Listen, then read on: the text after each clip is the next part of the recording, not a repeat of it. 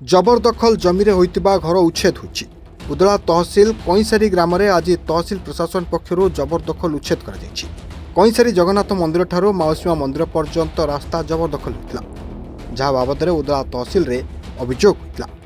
अभियोग पाइबा परे तहसिल पक्षर जगह चिन्हट कर आज व्यापक पुलिस मुतयन हो जगह उच्छेद कर अतिरिक्त तहसिलदार उपस्थित रही उच्छेद प्रक्रिया आरंभ करते। 17 अधिक जबरदखल घर उच्छेद होता बेले परे रास्ता काम आरंभ हो बोली सूचना अच्छी। गुंडीचा मंदिर